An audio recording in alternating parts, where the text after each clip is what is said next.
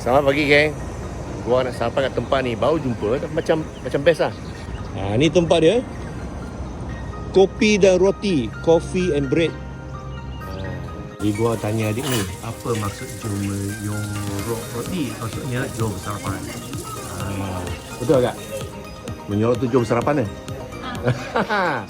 Okey, jom. Order ni. Roti bakar special lagi. French toast special. Ya, okey. RM10. Nak minum latte M12. RM1 untuk panas. RM6.50. Okey, tu je. Nice setting. I like the place. Very good. Come, let's sit down. Ini bersih hari ni. Pasal semalam hujan lebat. Okey, sudah mari. Smells good.